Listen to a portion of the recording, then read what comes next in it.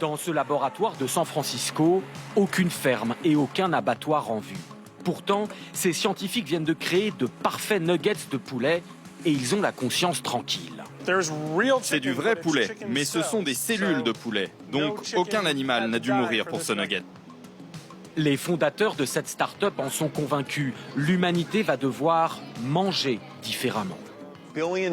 Chaque jour, des centaines de millions d'animaux sont tués. Et il a fallu des quantités astronomiques d'eau et de terre pour les élever. Et cela crée beaucoup de pollution. Ce n'est pas un système tenable. La solution n'est pas de demander à tout le monde de devenir végétarien, mais peut-être de faire de la viande d'une meilleure façon, en cultivant des cellules de l'animal sans manger l'animal. Pour comprendre cet incroyable tour de passe-passe scientifique, il faut se rendre en Israël.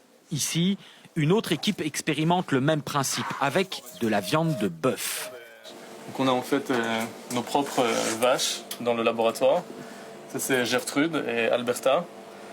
Et à l'intérieur de ces vaches, les tissus et les cellules se développent de la même manière que dans un animal dans la nature. Le principe est d'extraire une cellule de muscle d'une vache vivante. Ces cellules sont d'abord microscopiques, diluées dans ce liquide. Les scientifiques font grandir et proliférer ces cellules, un procédé similaire à ce que les médecins font pour produire des tissus, pour des greffes de peau par exemple. Sauf qu'ici, ces cellules vont produire de la chair.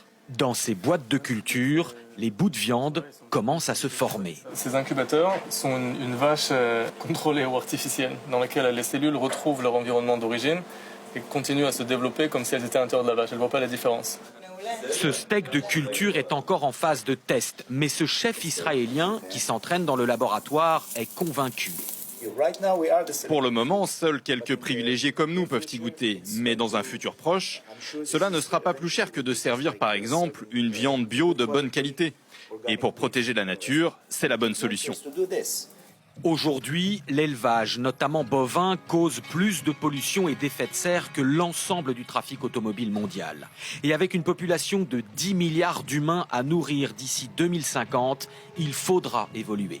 La viande de laboratoire est une vraie solution, mais est-elle sans risque pour la consommation? Oui, selon ce professeur d'université. Dans un yaourt aux fraises, par exemple, vous avez des saveurs artificielles qui sont ajoutées.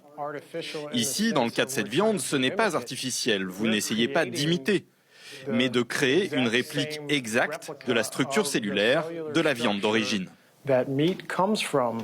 Du côté des producteurs traditionnels, c'est un autre discours. Cet éleveur du Texas est furieux qu'on puisse un jour appeler cette nourriture de la viande.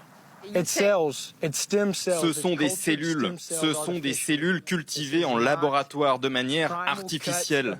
Ce n'est pas un morceau de viande issu d'un animal élevé en plein air. Ce n'est pas cela. Après, s'ils veulent appeler ça cellules de viande bovine de laboratoire, libre à eux. Pour autant, les grands groupes agroalimentaires, y compris de boucherie, commencent déjà à nouer des partenariats avec les entreprises de viande de culture, conscients qu'il ne faudra pas rater ce virage révolutionnaire dans nos assiettes.